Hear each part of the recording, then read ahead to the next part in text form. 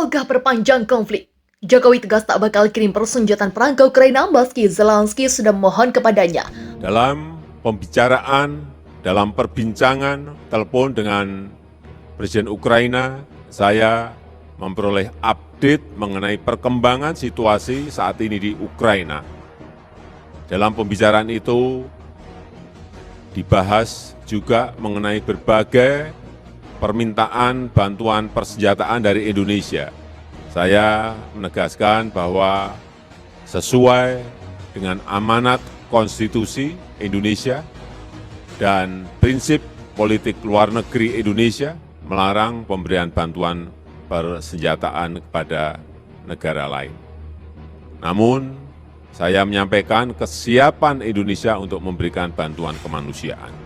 Saya sampaikan mengenai harapan agar perang dapat segera dihentikan.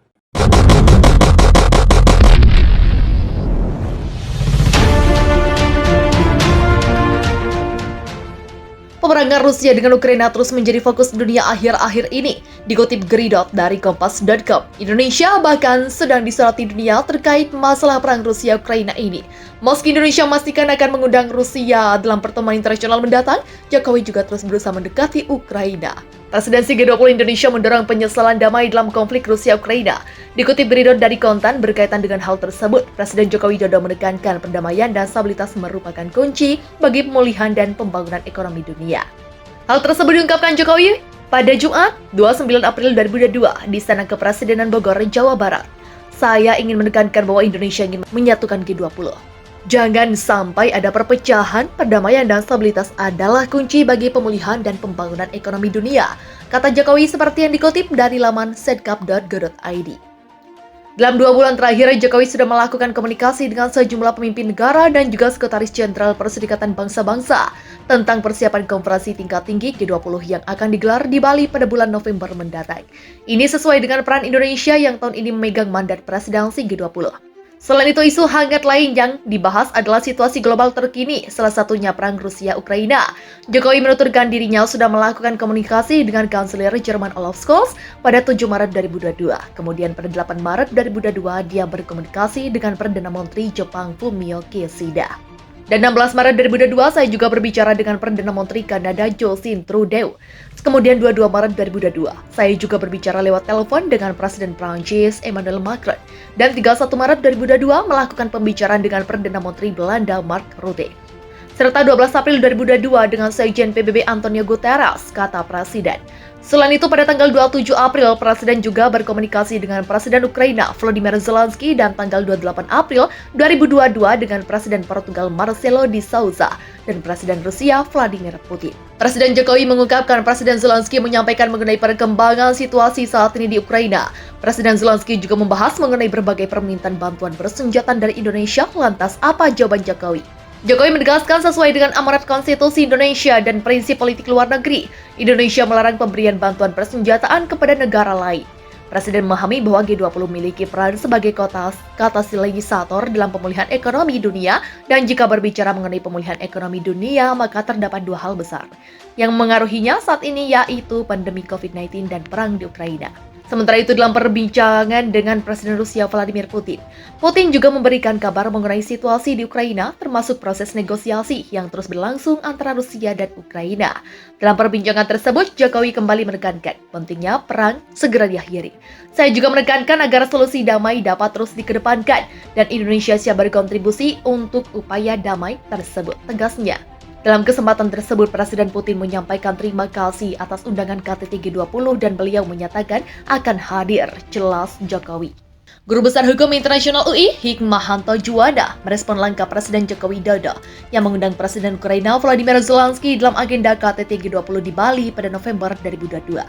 Menurut Hikmahanto, langkah kepala negara tepat sebab undangan kepada Volodymyr sebagai upaya untuk memastikan kehadiran Amerika Serikat dan sekutunya di agenda KTT G20. Undangan terhadap Zelensky dalam rangka memastikan agar AS dan sekutunya untuk hadir di KTT bulan November nanti, ujar Hikmahanto dalam keterangan pers yang diterima wartawan di Jakarta Sabtu 30 April. Menurut Hikmahanto, sebagai pihak yang memegang presidensi G20, Indonesia memiliki diskresi untuk mengundang semua pihak yang dipandang penting terkait jalannya pertemuan KTT G20. Tahun kemarin Italia mengundang Singapura yang bukan anggota G20 untuk hadir tutur Hikmahanto. Dia juga menegaskan soal pentingnya kehadiran para kepala pemerintahan dan kepala negara dalam agenda KTT G20 nantinya bagi Indonesia.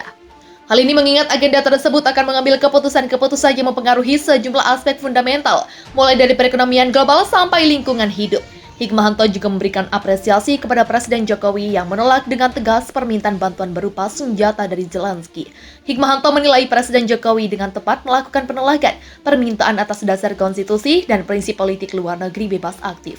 Preambul Undang-Undang Dasar 1945 menyebutkan salah satu alasan dibentuknya pemerintah adalah untuk ikut dalam ketertiban dunia. Sikap Indonesia untuk tidak membantu persenjataan jelas berbeda dengan AS dan negara-negara sekutunya yang justru terus memasok persenjataan. Pemberian bantuan senjata ke Ukraina justru memperburuk situasi, bahkan dapat meningkatkan ketegangan.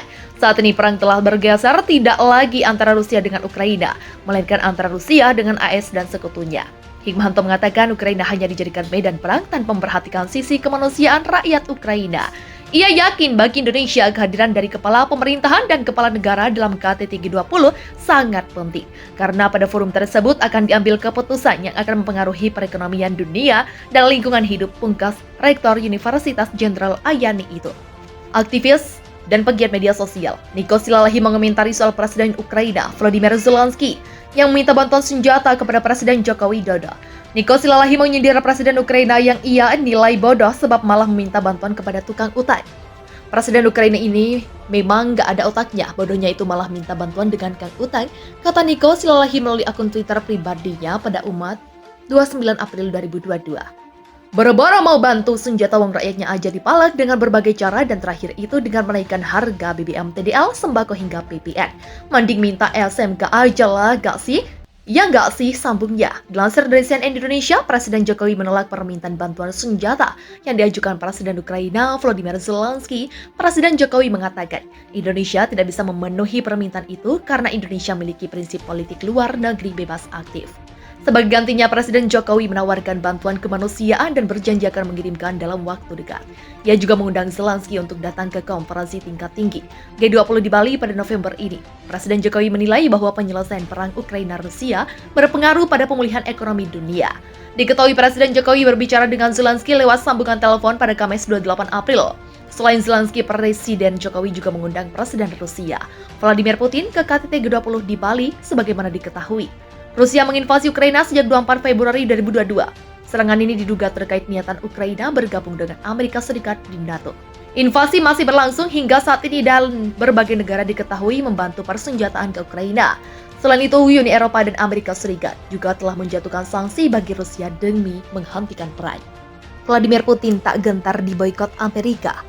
Rusia tidak melihat aksi boikot yang ditujukan kepada Rusia terkait operasi militer di Ukraina sebagai masalah. Sebab protes itu bahkan tidak mendapat dukungan dari mayoritas delegasi. Ada beberapa negara mengancam boikot, tapi mereka bukan mayoritas dari anggota G20. Itu tidak beralasan, karena bagaimana mereka bisa membantu menyelesaikan masalah. Kritik Duta Besar Rusia untuk Indonesia Lyudmila Vorobyov di Jakarta pada Rabu 20 April. Dia pun mempertanyakan bagaimana aksi boikot itu dapat secara efektif memberikan penyelesaian yang berbeda atas krisis Ukraina. Bagaimana mereka bisa berkontribusi dalam penyelesaian masalah dengan memboikot forum global. Dubes Rusia menilai negaranya merupakan bagian penting dalam ekonomi global. Adapun dampak sanksi yang diberikan kepada Rusia juga terlihat mempengaruhi dunia. Bagaimana bisa menyelesaikan masalah ekonomi dunia saat ini tanpa kehadiran Rusia? Rusia mengapresiasi posisi pemerintah Indonesia yang menilai bahwa G20 harus fokus ke ekonomi dan masalah keuangan global. Kami mendukung presidensi Indonesia di G20 dan prioritas yang diusung dan disetujui sebelumnya, ujarnya. Lebih lanjut menurutnya, masalah politik seharusnya tidak diseret masuk ke forum G20, karena itu dapat mengalihkan perhatian dari penyelesaian masalah yang benar-benar penting. Rusia memastikan niat untuk terus berpartisipasi dalam agenda G20 tahun itu, dan berharap Presiden Vladimir Putin bisa datang ke KTT G20 pertemuan G20 pada Rabu 20 April. Di Washington fokus membahas bagaimana membantu ekonomi global pulih dari guncangan baru yang disebabkan oleh invasi Rusia ke Ukraina, yang telah mendorong harga makanan dan bahan bakar lebih tinggi. Kondisi itu membuat IMF menurunkan prospek pertumbuhan global menjadi 3,6% untuk tahun ini. Negara-negara barat membalas serangan berdarah dengan sanksi yang dimaksudkan untuk merugikan ekonomi Rusia.